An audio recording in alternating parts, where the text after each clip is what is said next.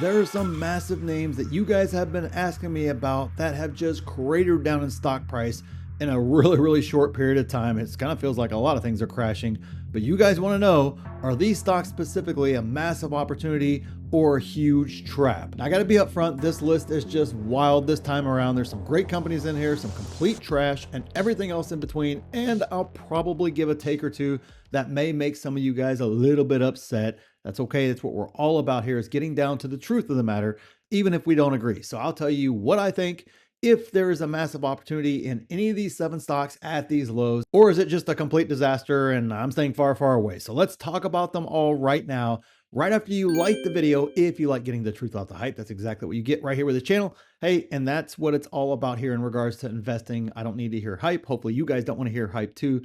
You want to hear the raw truth about your companies. Now, to be honest, I don't care about 52-week lows, just like I don't care about 52-week highs. And it's simply because you guys know we talk about it all the time right here. Valuation, that is what it's all about in the end, because a stock can be significantly overvalued even at a 52-week low, and vice versa. At a 52-week high, a stock can still be significantly undervalued. That's exactly why I partnered up with Fiscal AI. And remember, that's why doing that valuation and everything else is so important. But let's start right here with the first stock. They get controversial the more we get into this, culminating in the last stock we will discuss today. But at number 1, it's Uber. Now, I've heard Uber pick up a lot of steam. A lot of folks asking me about it lately, so I assume it's getting talked about out there in social media land, retail crowd, whatever the case is there.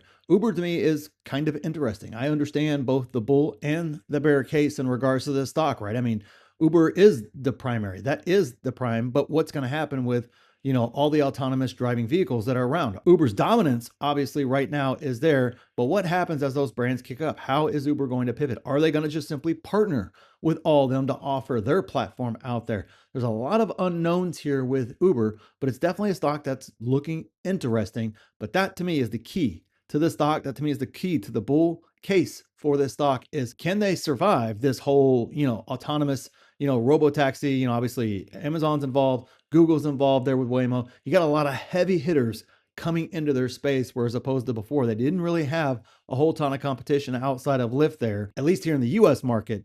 So when you're looking at that, the question is do you believe this management team? To me, ultimately, in terms of numbers, I think there's certain folks that just will never get into an autonomous vehicle of any sort. And of course, their lead is just so large. It's not like it's going bankrupt next year or anything of that nature. I know I hear that sometimes on, random folks send me messages like that. And it's got, I don't know, I kind of chuckle. I'm like, okay, so I don't think there's a bankruptcy risk here, but the risk is, can they either pivot appropriately or somehow get engaged and embedded with these different companies that do have the autonomous vehicles out there to be able to offer something very similar. And actually, this may be the thing that pushes Uber into that next level, into that, next stage of growth, is being able to navigate this properly. So the question is, do you trust this management team to navigate that particular problem or not? That to me is the big case. If you believe in management, you've listened to those earnings calls, you've really dug into what their plan is, and you really understand that plan on a high level there might be the right risk reward for you. That's definitely something I would need to take a much closer look at before I made that decision there. But that to me,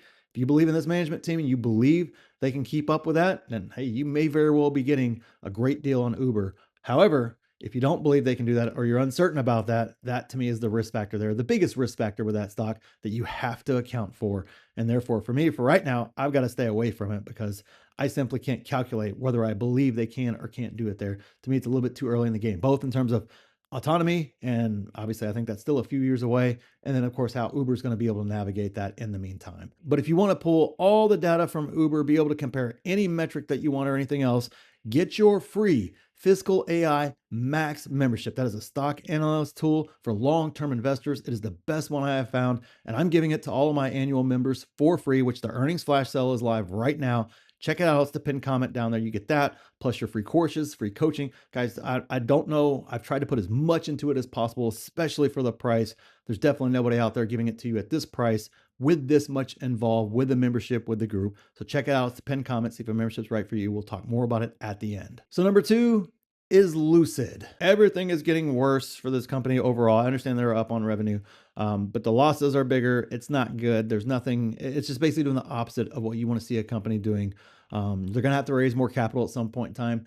They are struggling all the way around on this. So no signs of a sustainable turnaround in this business. As we've seen, Car business is hard in general. EVs is even harder. And then, of course, you're in the ultra premium luxury category where just there's too many other options that folks would just rather go for rather than purchase a Lucid. In terms of niceness, it's really neat. Obviously, I've been to the showroom several times there, various places around the country, and it really is a very, very nice product. However, when I'm looking at that price tag, I know for me, myself personally, I would definitely look, 100 other places than I would before I ever looked at a Lucid, depending upon what you want out of the vehicle and such. But it's a tough stock, tough business, and unfortunately, in that market, I believe they are losing in that particular niche. It's just really, really tough to compete at this stage. But let's move on to maybe it may be the most controversial stock that we're going to talk about here in regards to that. Maybe it's the last one. I'm not real sure, but we'll slot it in right here at number 3. And that is SpaceX. Yep, exactly like we discussed. Obviously, I made 4 or 5 videos for my group there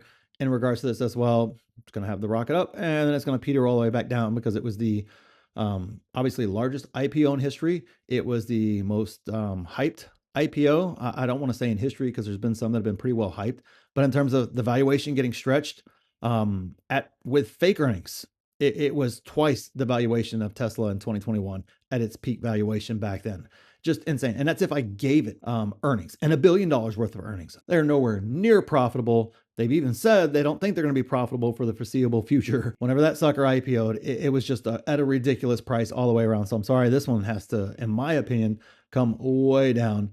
Even again, if I give fake earnings, still ridiculous, overvalued. Worse than Tesla in 2021, overvalued. So it's definitely one. It's an exciting company. They're trying to do some very, very cool things. However, when you look underneath the hood of what's going on there with the business, it's not pretty at all. And it doesn't show outside of Starlink.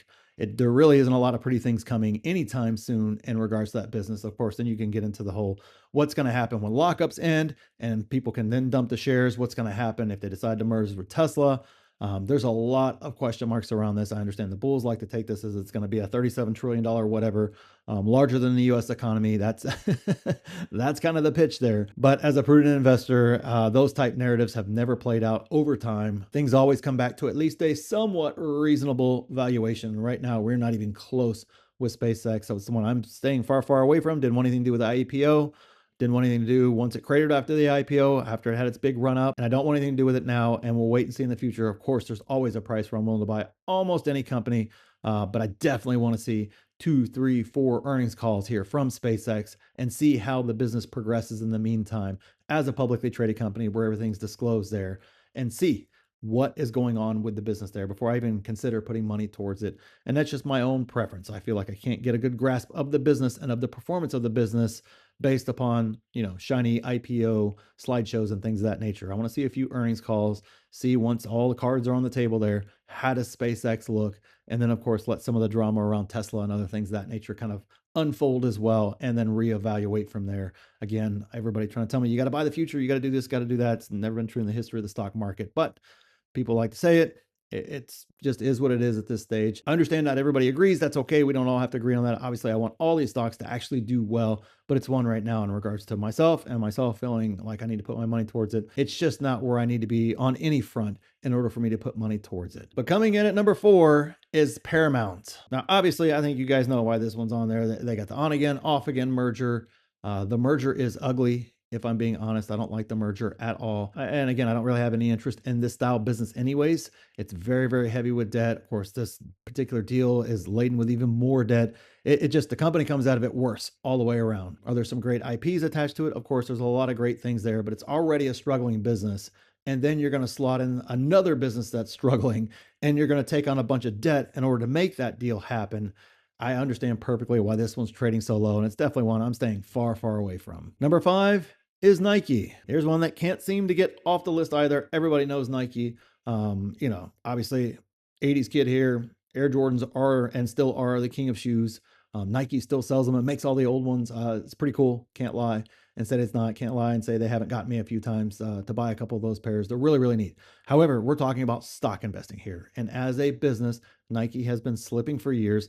Other competitors have risen up. And more importantly, the quality at Nike has really taken a downturn. I've heard that from multiple people who are competitive in the sports space and the, weightlifting workout space. Of course, go to any running forum, and outside of their hyper, marathon type shoes in regards to trainers and other things of that nature, virtually everybody prefers another pair other to Nike in regards to doing all the trading leading up to it and such. Of course, you're going to buy a $300 marathon shoe. Yeah, Nike makes a great $300 marathon shoe. However, the $150 trainer or the $100 trainer, unfortunately, the quality is just not there. And people have gone to all these other brands. And more importantly, now they are very, very loyal to those other brands in regards to continuing to buy their shoes and such. I know there's certain markets that Nike dominates in overall. But in regards to, when I'm looking to buy a stock, I want it to grow. And in this case, whenever I look at Nike, they've got to get those things started. Obviously, newish CEO in there. I'm interested to see what he can do with the business. But for right now, man, it's just in a tough spot.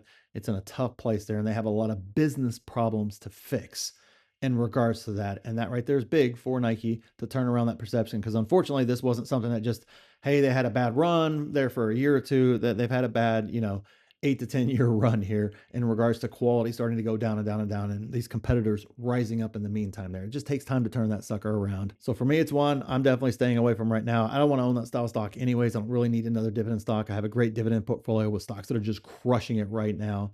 Like Goldman Sachs, like JP Morgan, stocks that nature, 3M, a whole bunch of those stocks like that. You were just able to get on crazy discount because the market just got stupid there for a little bit with all their dumb narratives. So I don't really need that tile stock in my portfolio anyway. So I'm going to pass on Nike for me personally. But I may be interested in number 6, and that stock is Netflix. Now, I missed the Netflix revolution a long time ago. I caught Google, caught Amazon, caught Apple, but Netflix was one I just didn't understand streaming. Didn't think people would really do that. I don't know. I'm not a computer guy by nature. So it was one I missed a long time ago whenever they're transitioning from DVDs to streaming. I was kind of like, oh, that's kind of a niche thing. Who the heck's going to do that? What a terrible idea.